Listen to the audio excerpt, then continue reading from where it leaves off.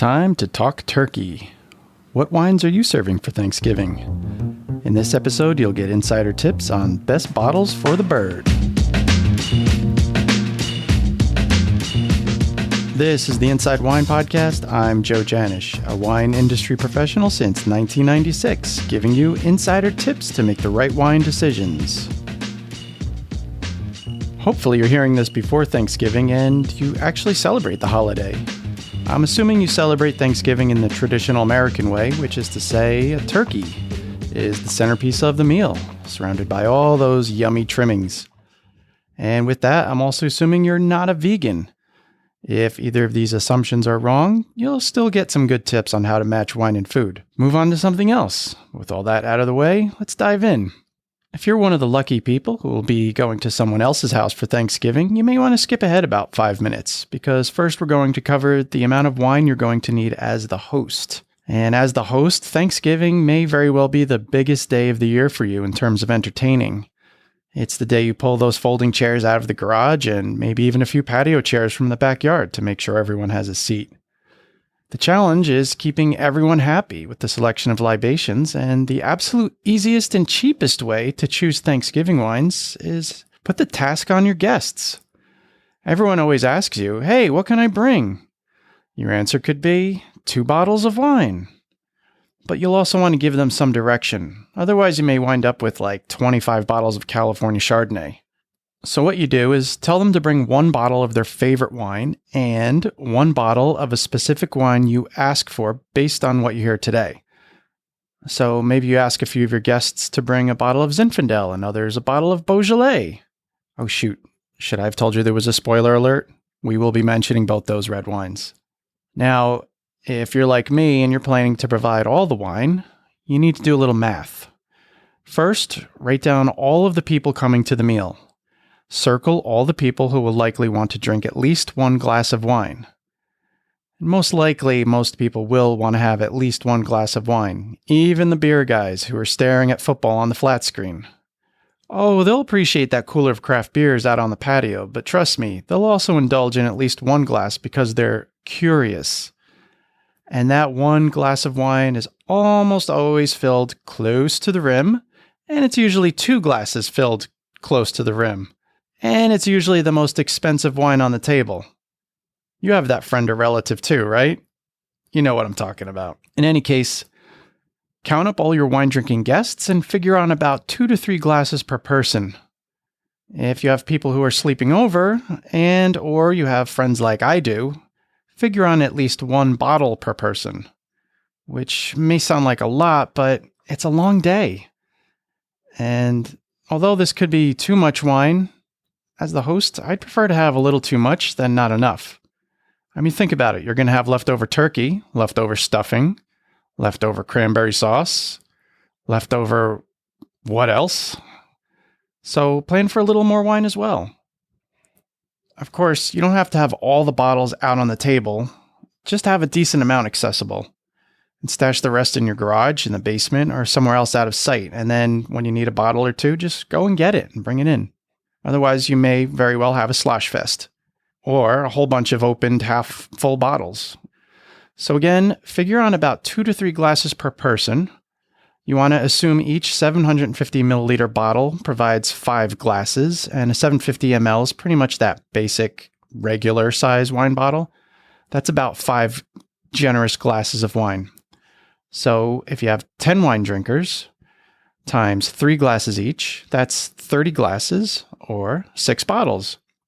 That may be a little too much math for you. These figures are in the show notes, so no need to jump off the exercise machine and write this down. Just check the notes at the end of the podcast. Okay, now that you have an idea of how much wine you'll need, let's talk about what wine you'll need. You have 2 main considerations. First, keeping all the people happy, and second, keeping all the food happy. To keep the general wine drinkers happy, and by that I mean the people who drink wine as a cocktail rather than as a food, you must have at least 1 bottle of California Chardonnay to wet their whistle, because Chardonnay is a really popular wine and it seems like there's always one person in the crowd who wants their California Chardonnay. It's more or less a crowd pleaser for most Americans. And next, you should have at least a bottle or 2 of sparkling wine because, after all, Thanksgiving is a holiday.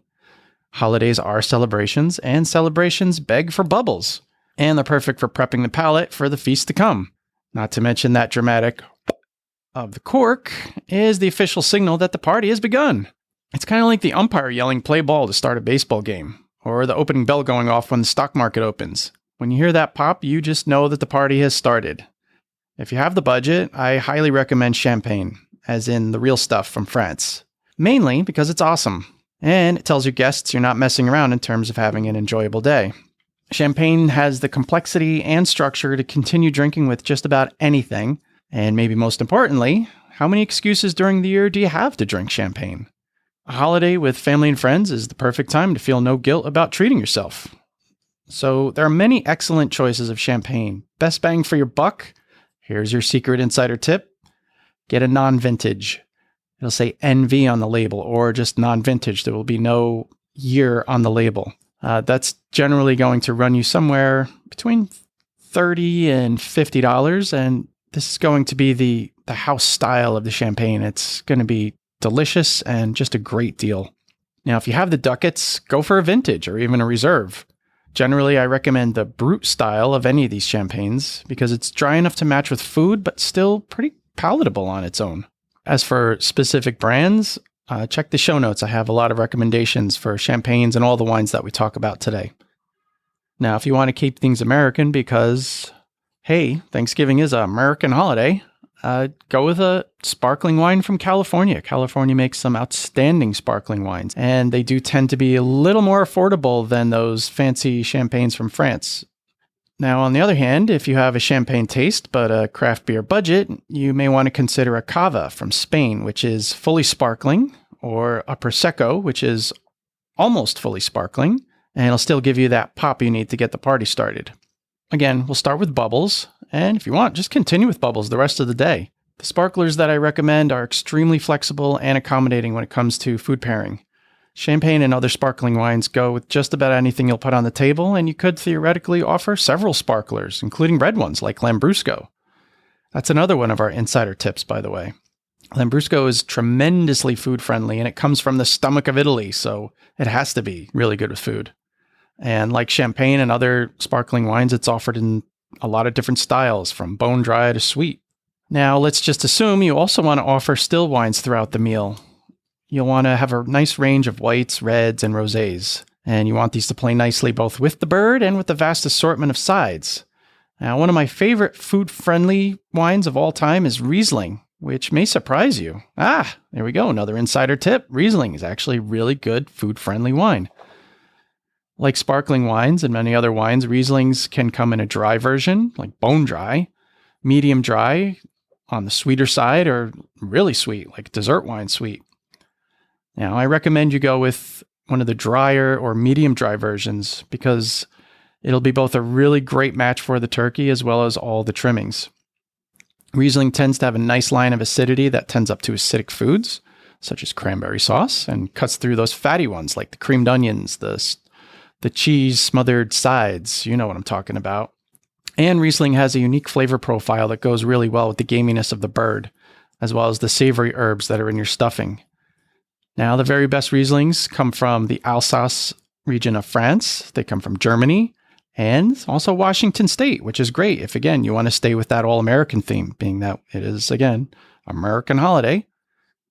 Now, another white you'll want to consider is Chardonnay, but more specifically, I would go with either a lightly oaked or an unoaked Chardonnay, because less oak usually means a more food-friendly wine, and those food-friendly Chardonnays tend to come from France, and more specific regions are Chablis, Macon Village, Pouilly-Fuissé, Burgundy in general. There are some nice Burgundies that aren't over-oaked. And again, I have some suggestions in the show notes. Now, another white wine that'll play well with most of what's on the table, and particularly the vegetable dishes, is Sauvignon Blanc. And those are really easy to find. I recommend you go with a Sauvignon Blanc from either France again or New Zealand. These tend to be, the better food-friendly wines. New Zealand Sauvignon Blancs tend to be a little more fruit-forward, and the ones from France can tend to be a little more on the green side, a little more vegetal. or even grassy. And grassy may sound a little off-putting, but actually it's a nice thing for food matching.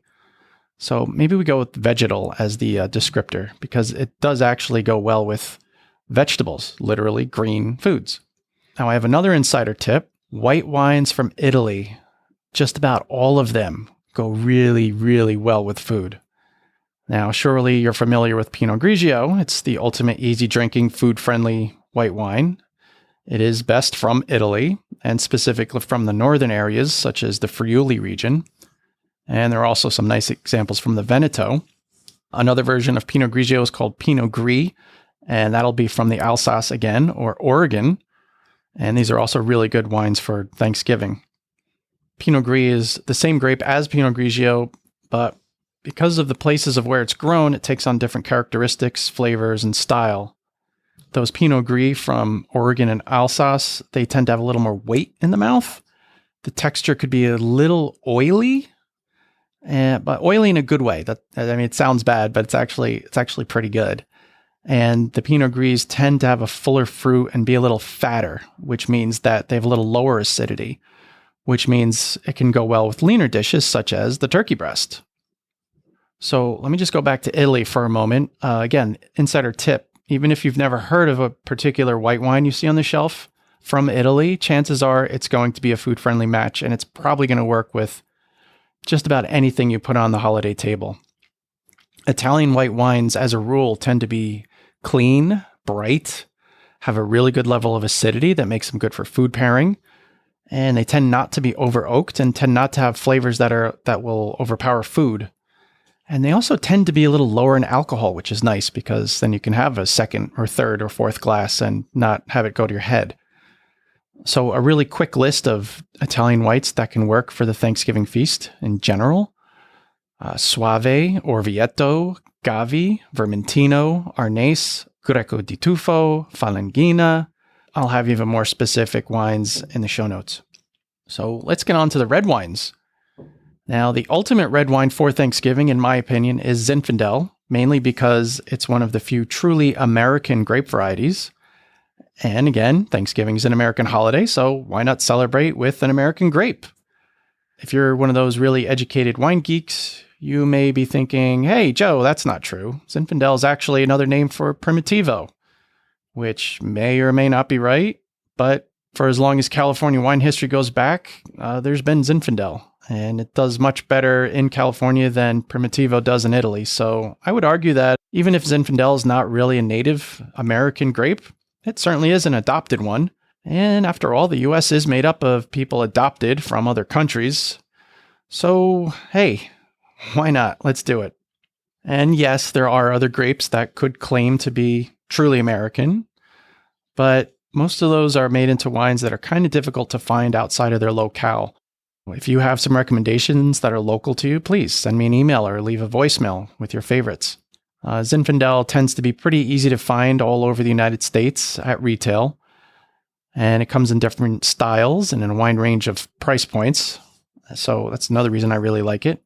And the other thing I like about Zinfandel, specifically for Thanksgiving, is that most examples have a flavor profile and a structure that work really well with the turkey, as well as most of the trimmings. The acidity level tends to be mild to medium. The tannins tend to be similarly mild to medium. Flavors of cherries and wild berries. So with turkey being a leaner white meat, you want to match it with a wine that is like Zinfandel in that it's lower in tannin and acidity than something like a Cabernet or a Syrah, which tend to be a little heavier in the tannins and a little bigger in the acidity and may overwhelm the flavor of the turkey. So my number one suggestion for Thanksgiving for red is Zinfandel. And most of my other suggestions are wines that are similar to Zinfandel, such as Pinot Noir. And there are really nice Pinot Noir from California as well as Oregon if you want to stick with something American. And if you're okay with bringing in something from overseas, well, the very best bottles to me come from Burgundy in France. Now, Burgundy is an animal unto its own, and we'll cover it in a future episode. But just generally speaking, all red wines from Burgundy, France, are Pinot Noir. A wine called Hardy Burgundy is not what we're talking about and not from France, but you knew that. I just wanted to let you know that I knew it too. The really good Burgundies are generally on the higher end of the price spectrum. So if you have the budget, please go out and do it. I mean, they're really special, awesome wines, and they're worth every penny, especially if you're a fan of the region. Now, if you're just getting into Burgundy and you don't necessarily have the budget to go into that upper end of the Premier Crus or Grand Crus, there are definitely some introductory bottles you can start with, particularly from my employer. We bring in something called Louis Jadot, which has some really wonderful introductory Bourgogne Pinot Noirs that are right around $20 and maybe a little less. Check the show notes for more specific recommendations. My next recommendation for red for Thanksgiving is just from the south of Burgundy. The wine is called Beaujolais, and it's probably my favorite non-American red for Thanksgiving. And no, I said non-American rather than un-American because I wouldn't want you to think that Beaujolais was put on a blacklist by J. Edgar Hoover. But Beaujolais, like Burgundy, like Napa or Chianti, is a specific place where wine is made, and there are different styles of it, and they're all made in Beaujolais, which is a region of France. You probably have heard of Beaujolais Nouveau, which is given a lot of media attention right around Thanksgiving time because it's released the week before Thanksgiving, and there's a lot of hoopla around that. But that's not the one that you want to necessarily have for Thanksgiving.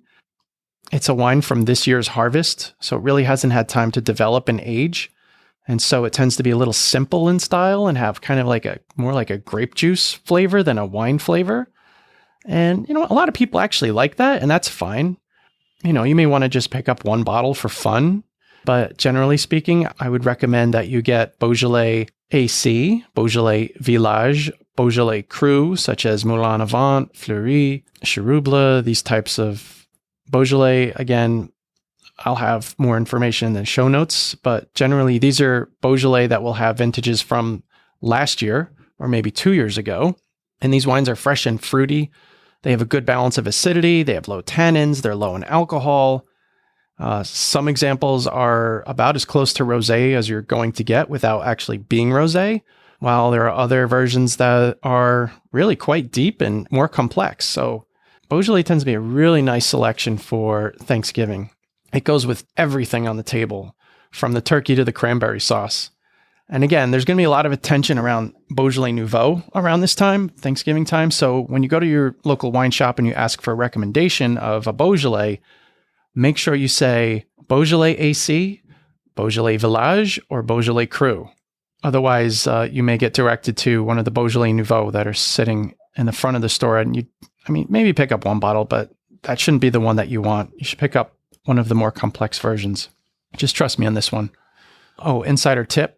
If you do get a Beaujolais, you want to put it in the fridge for about 15 to 20 minutes before you open it. It's a lighter style and it'll really benefit from a slight chill. So quick review. The very best reds for Thanksgiving: Zinfandel, Pinot Noir, Beaujolais, in that order. For the whites, we have Riesling, we have Chardonnay from France, such as White Burgundy, Sauvignon Blanc, or just about any white wine from Italy. Okay? Now, what about rosé? Well, it's an easy one. Yes, yes, and yes. Just like white wine from Italy, I would say just about any rosé from anywhere in the world is probably going to work well with the Thanksgiving feast. Insider tip: the top rosé wines are from Provence, France, as well as Tavel and Bandol. Those two, Tavel and Bandol, those are also from the south of France in the region of the Rhone Valley. And many insiders believe that these are the very best rosé wines in the world.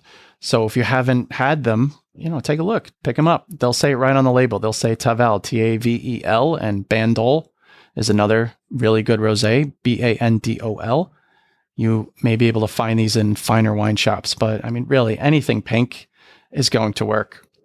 So that's it for today. Did I miss something? Or would you like a suggestion for a specific dish you're preparing for Thanksgiving?